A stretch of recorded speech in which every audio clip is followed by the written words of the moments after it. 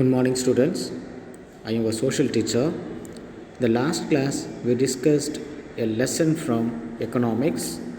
Today we are going to discuss new lesson from history, World War II. So already we discussed about the World War I. So World War I is one of the major war. It threatened the world. Already we know about it, and also it ends with the Treaty of Versailles. So here the Second World War. The Second World War was broke out due to the Treaty of Versailles because the treaty humiliated the Germany and other central powers. That is the main reason for the outbreak of Second World War. The leaders of the central powers like Hitler and Mussolini and Franco, they were the militant leaders and they were also the dictators. They started to strengthen their army because in the First World War their army was defeated. That means their country was defeated. That is the reason they wanted to strengthen the army. The Treaty of Versailles also contains humiliating terms on the central powers. That is the reason the people wanted to hire their nation. So in this juncture, Hitler became the leader of Germany. So this is the things we are going to see in today's lesson. So before going to this lesson, I want to explain about the introduction. So in the introduction, already we know that the first half of the 20th century witnessed the war, two great wars. One is the World War I, another one is the World War II. These two world wars shook the world and this experienced many wars.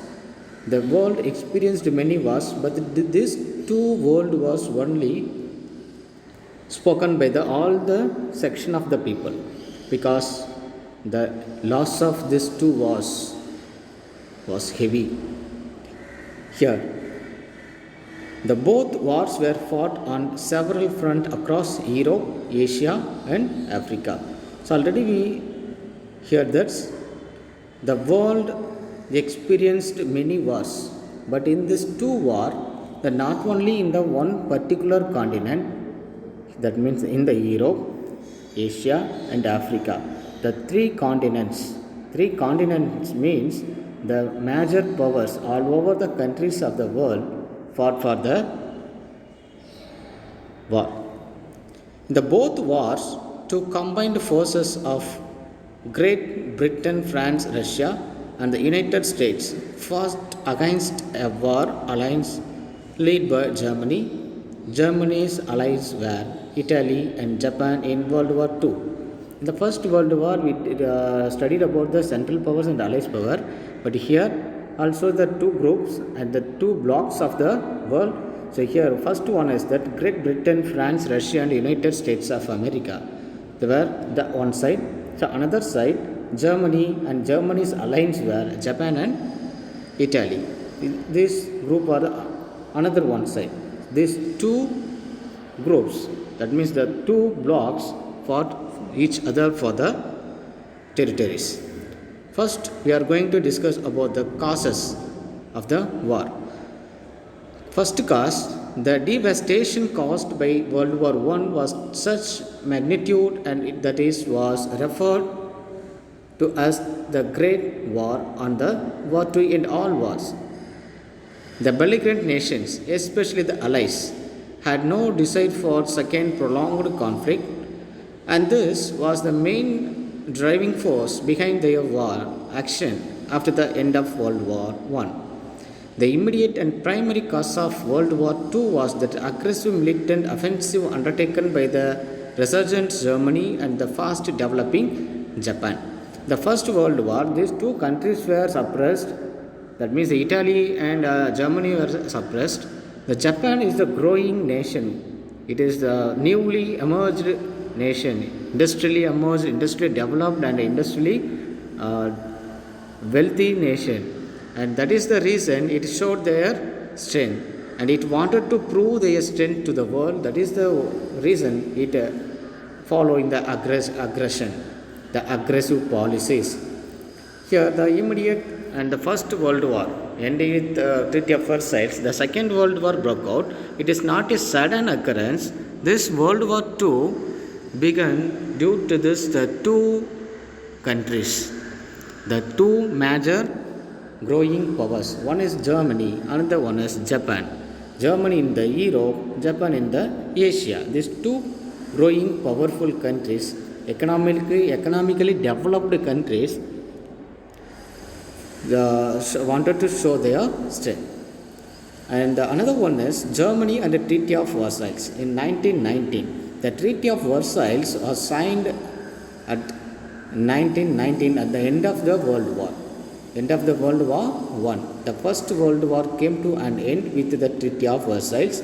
The Treaty of Versailles was signed in June 1919. Among the many clashes of the treaty, three in particular caused great resentment among the Germans.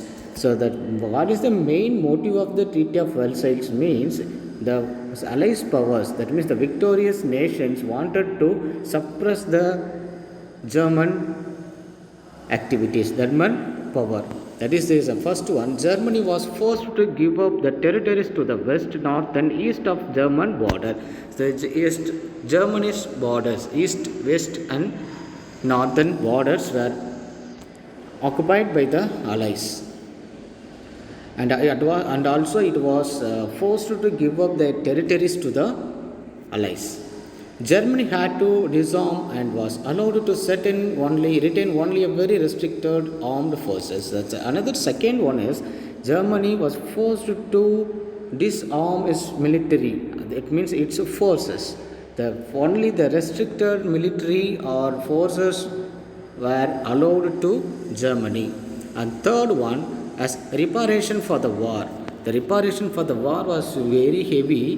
The Germany could not give the war reparation to the Germany because it is very huge.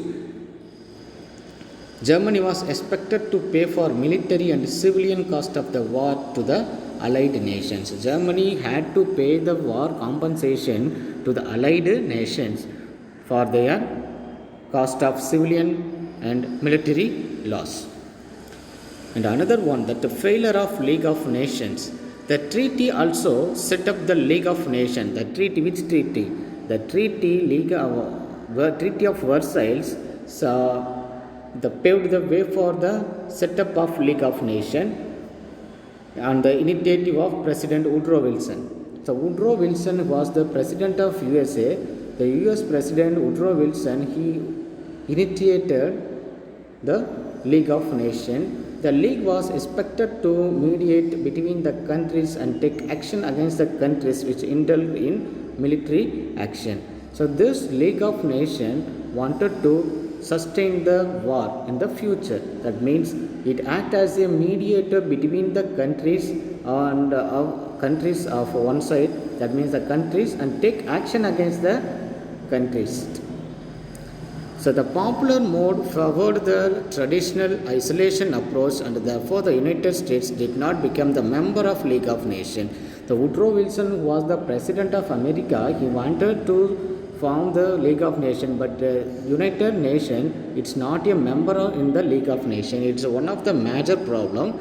That is the reason the League of Nations member nations did not obey the rules and regulation. They violate the rules of its league.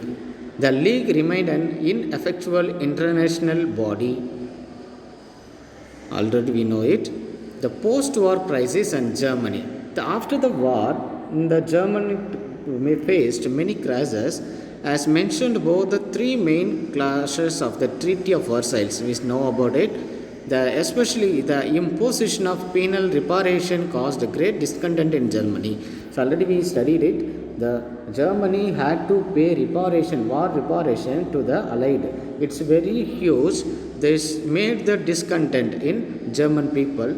The problems which many countries faced in the post-World War I decades led to the rise of extreme right-wing dictatorship in Italy, Germany, and Spain. So this lead after the World War One, the many nations, the right wings, that means the extreme right wing dictatorship began in Italy. Mussolini in Italy, Germany in Hitler in Spain, Franco. They were the dictators. Germany experienced both high unemployment and severe inflation after the war. So after the war, there was a unemployment in Germany and inflation. What is meant by the inflation? Panavikam. The price of the goods were raised and the value of money is decreased. That is called inflation. And its currency became practically worthless. So that practically the currency of the German currency, it lost its value. There are several pictures of 1920s when ordinary people had to carry money in wheelbarrows to buy bread. This was blamed on the war reparation, which Germany was forced to pay. Though the final analysis, the demands for war reparations were moderated over several rounds of negotiations.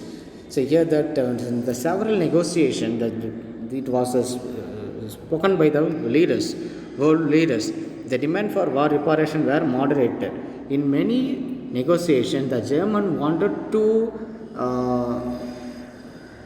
minimize the war reparation, but it was a failure.